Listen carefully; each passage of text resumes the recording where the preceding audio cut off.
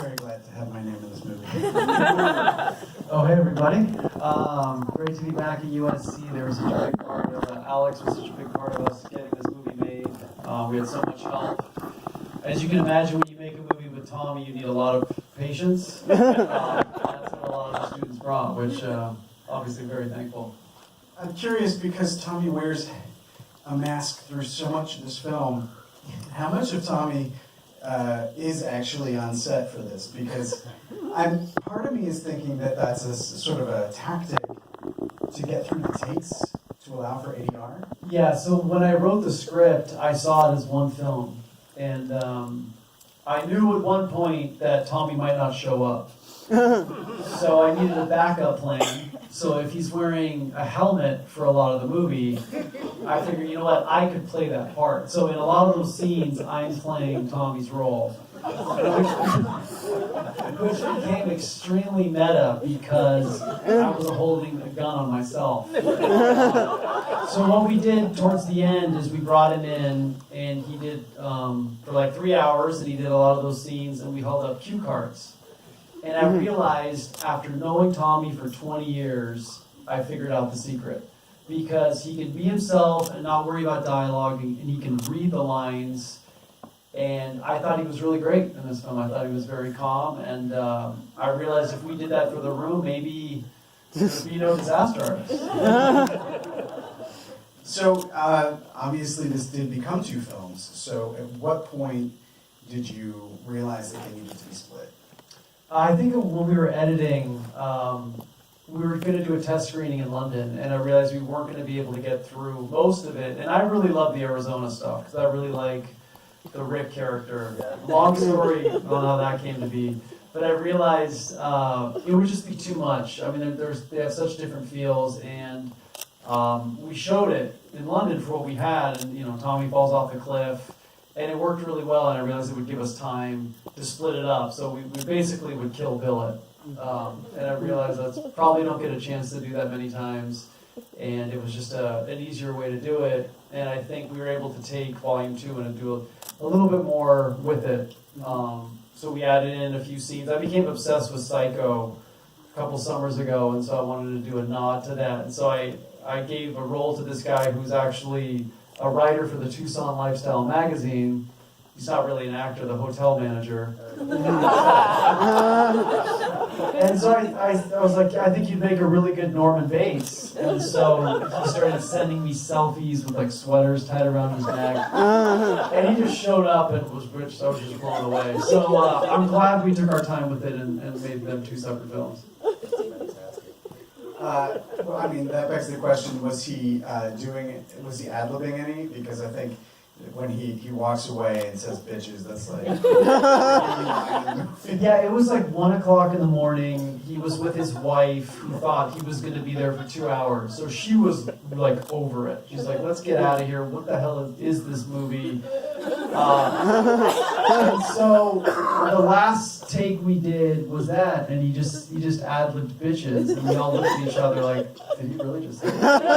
So I think he was talking to his wife at the time, but it worked. And I told him, hey, we're making a new movie. You want to be in it? He's like, absolutely. So I think it's really fun to work with like actual people that sometimes that aren't actors, because they just show up and give a totally different vibe, because they're not thinking, how is this role going to affect my career? He's just going for it, and so that was really fun. Is Rick actually related to Clint Eastwood? Because it was uncanny, and then you actually say it. So there's a great story about Rick. I grew up watching the soap opera Santa Barbara. Has anybody seen it? So he was on Santa Barbara, and my mom used to watch it every day one summer. And Rick was a bartender in it. So she was in love with Rick, and his name was Jake in the show. So she kept talking about Jake and all that stuff. And then I went for my senior prom, I went to rent a tuxedo, and there he was on the cover. So I've seen this guy everywhere. And then 2004, I got hired to model in Japan, and they're like, you're going to meet the other models there. And I get to the airport, and Rick's there.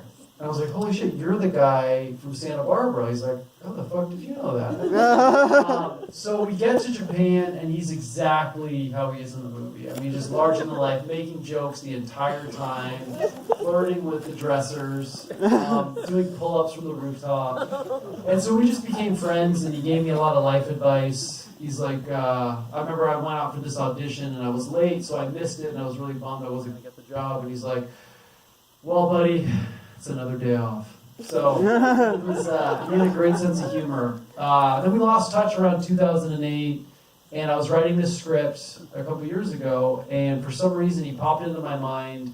You know, these two characters going to the desert, Uncle Rick. I wrote it based on him. I didn't know what he was doing at the time.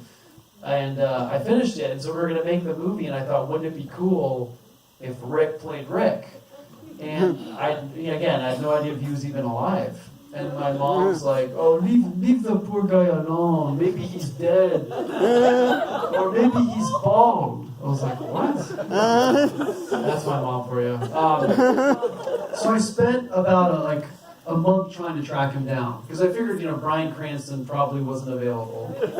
And Rick was the first choice anyway. So I got a number through a guy who tried to hire me for a mail catalog called Studs and Spurs, which I didn't get. And his daughter had a number for him. So anyway, I call him up. I leave a message on this number. 45 minutes later, I get a call back.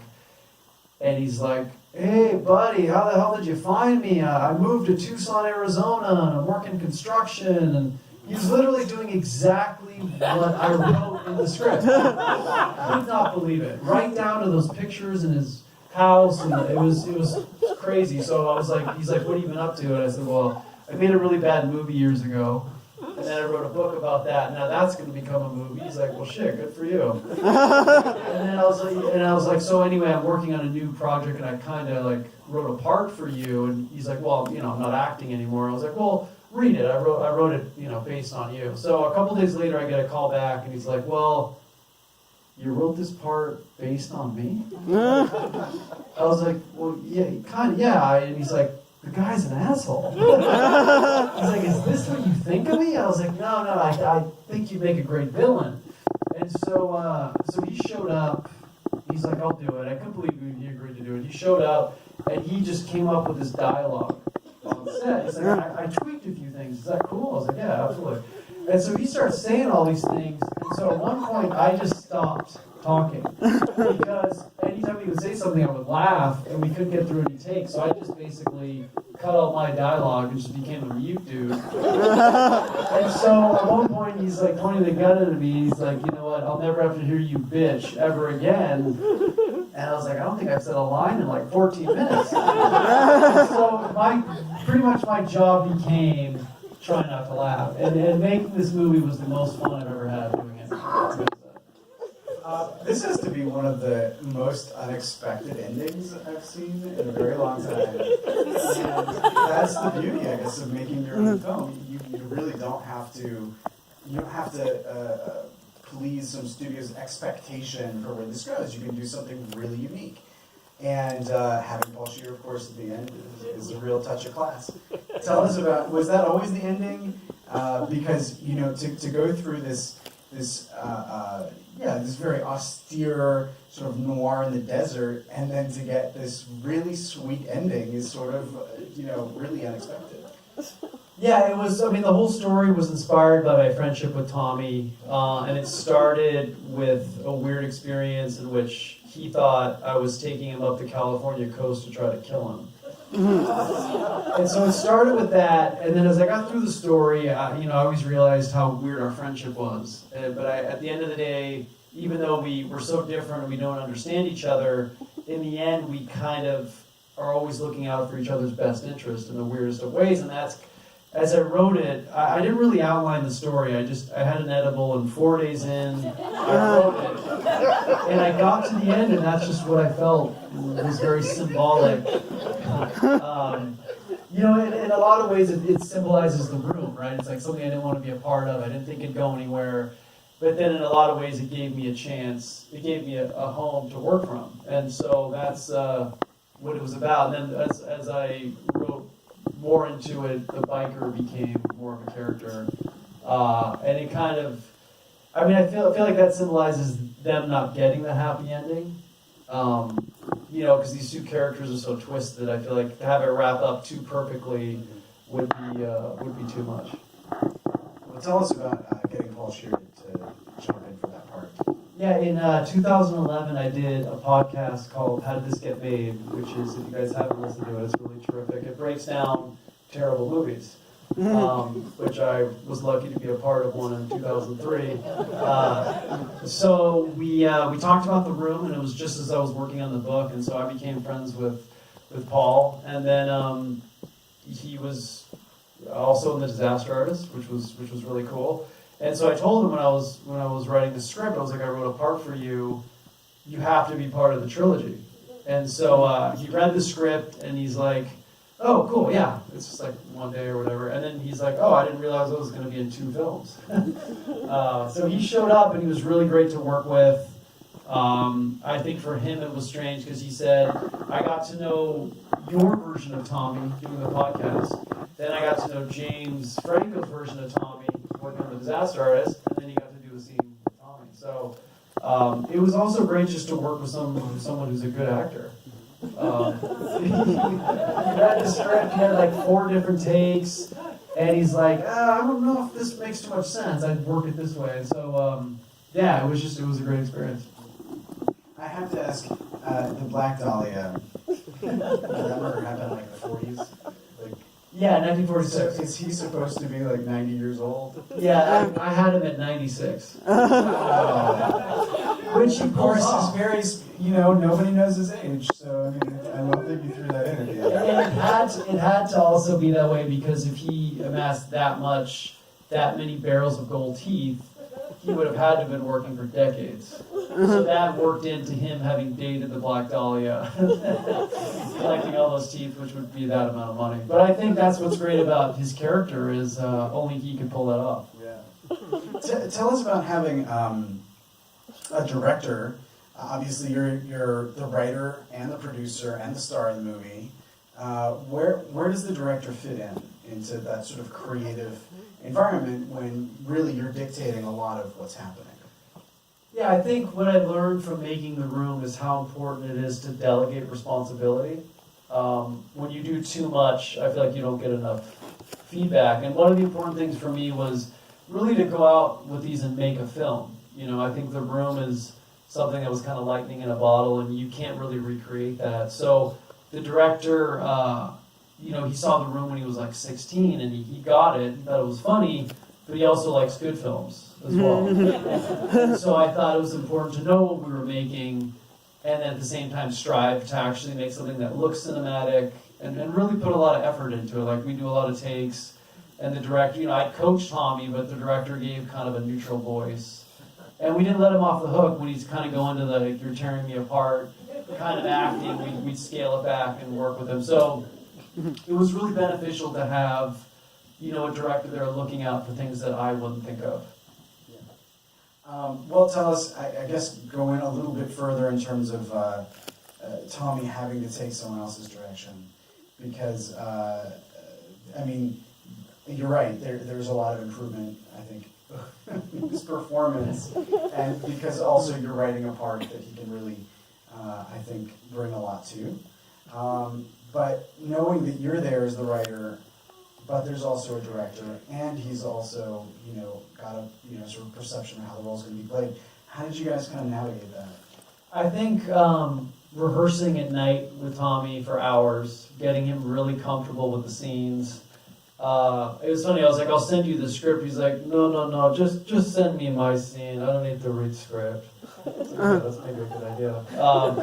So having him show up comfortable with his lines, he'd throw in a few things that he feels like he would say, and then having him basically having that out of the way, coming on set, he was very open to what the director was asking for. He argued a little bit. He's like, look, if I'm a funeral man, which he wasn't that, but he's like, if I'm a funeral man, I need to wear outfit. I can't just wear normal clothes. I was like, that's actually a really good idea.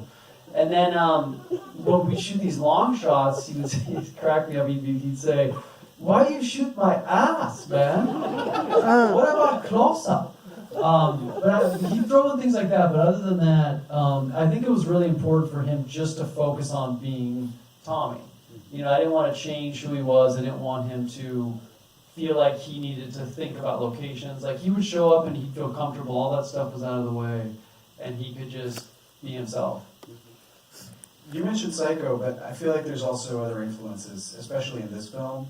What sort of films were you looking at to gain inspiration about? I studied a lot of Breaking Bad. I feel like a big reason why we make movies is because we love movies, and so I had like a similar language that I tried to write films down. It was like Nightcrawler, Drive, Double Indemnity, Psycho, Breaking Bad, Fargo, the TV show. Just kind of offbeat stories with really strange characters. Luckily here, these people really were characters. And so, yeah, I mean, I think it started with that inspiration. Not The Room. So obviously the first part came out I think pretty shortly after we screened it here, right? Yeah. So tell us a little bit about putting something out there, what the reception was like, how you guys managed to sort of carve a different space out than necessarily going after just the Room audience.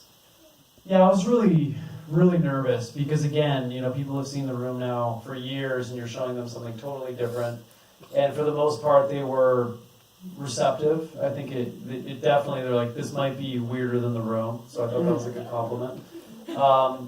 And then we showed it to some distributors, and I was even more nervous.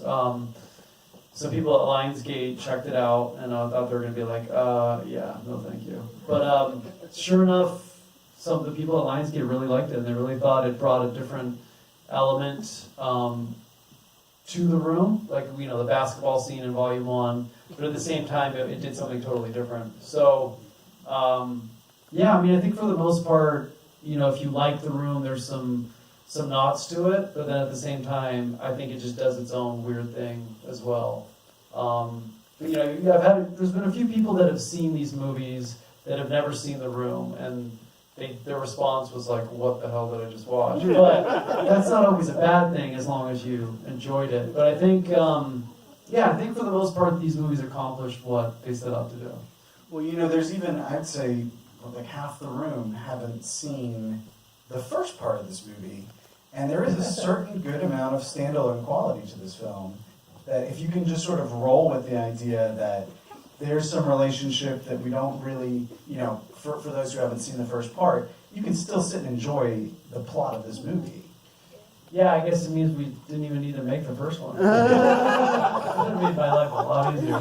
I feel like that was the goal. That's why in the beginning you kind of put a few scenes in to kind of bring back what happened in part one. But yeah, I wanted this movie to stand alone and as much as it could. But I prefer personally this film because I think you're able to break away and try to do some different things. But that's the goal. You hopefully should be able to get into it and hopefully understand it a little bit.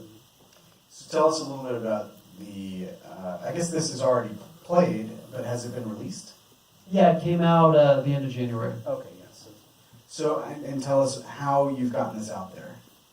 So it got distributed through Lionsgate on home release, on like Blu-ray and Prime and stuff. And then there's been theatrical screenings, festivals. It's going to be playing at the Golden Horse Festival in Taiwan this month. I think I still prefer theatrical events, because I think digital's great to have access to it, but I still think just seeing this movie with the crowd, I think works better. So we've been fortunate with The Room to have a lot of theater contacts around the world. So getting it out there theatrically has been great. But other than that, Lionsgate released it on digital. All right, let's open this up. Who wants to jump in? Yes. I presume Tommy's seen it. What's his opinion? He said, so I didn't show him Volume 2 for a while. I don't even think he knew Volume 2 existed.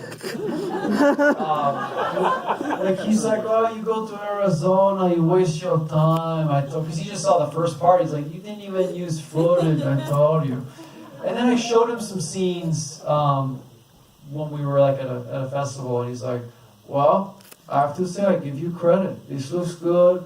Uncle is not bad. He tried to be Clint Eastwood, but he has to go back to school. But it's okay.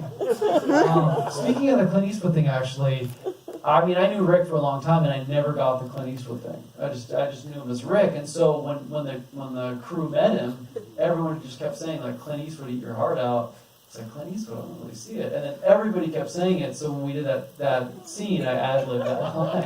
But everybody says Clint Eastwood everywhere we go. We were in Iceland doing a screening, and like everyone's like, holy shit, Clint Eastwood's here. You still don't see it? I just know him as Rick, you know?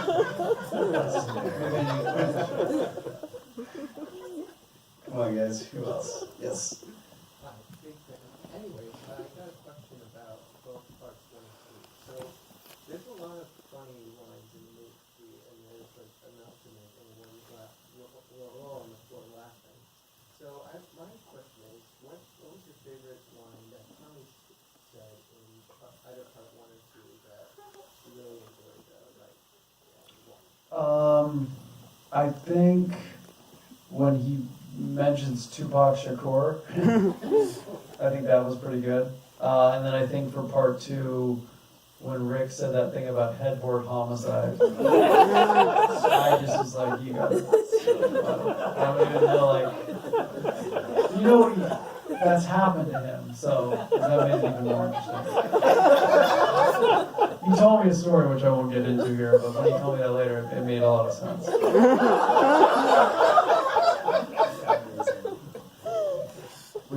Was there anything cut? I mean, I A know- lot. Yeah. What sort of things did you want to include but didn't? There's just a lot of fun scenes Tommy and I did, like in Vegas. Us getting stranded in Vegas. A lot of stuff with Rick. So we tried to put as much as we could on the Blu-ray. But yeah, I mean, I think the first cut for Volume 1 was like 2 hours or something, and then same thing for Volume 2. We shot a lot of stuff, and which was great because then we could all obviously cut it down. What did you bring the first one down to? I think it was 103 minutes, Okay. and then this one was significantly shorter. And have you played both of them back to back for any crowds? Yeah, we do a lot of double features, which I think that's the best way to see it, obviously. Yes. Yeah, of course, yeah. Wait, right now? Come on, we'll do it again. Okay, yes. Did you write this as a comedy or a drama? As Tommy would say, look, comedy, drama, we don't know. Thank you. Yeah. I'm assuming everyone here has listened to the audiobook version of The Disaster Artist? Sure. Okay. It's exceptional. So actually, it's funny because... Thank you. Okay, so I wrote it as... I mean, I'd say this is a true dark comedy because we played it as serious as possible. Like, we just went for it. And then I think that's what's interesting is you don't know where the laughs are. So when I saw Volume 2 for the first time with the crowd, and Rick gets up during that dream sequence with a football and starts throwing it against the wall, the entire crowd was busting up, and I was like, oh, I didn't see the humor there. And then, so I would ask them, I was like, well, what was so funny in that moment? And they're like, I don't know, he just seemed so pathetic. And I was like, that's amazing, that's great. So I think it's interesting because with Tommy, like, he wrote The Room as a serious drama, and then people laugh through it all. So he's like, oh yeah, no, it's intentional, it's comedy. But to me, I think it's interesting to really go for it and then see where those moments are that are funny. But we knew what we were making was insane, but we still played it as straight as possible. Yeah, I mean, as you have to. I actually think that this one is more deliberate in terms of the beats. Yeah, it is, yeah. And I also thought that sequence was funny with the football. Mostly because he does come off as just this like insane dude trapped in his football past, and now he's, you know, and so I mean that to me does read funny, but there are definitely things in here that read as suspenseful, as tense. There are things in here that are very clearly intentionally funny, and so in a sense, maybe just having like a little bit less live action Tommy. And it sort of takes the burden off of the film to sell you on it being like a legitimate film that's going to take you through some drama and comedy at the same time. Yeah, that's true. Yes. Was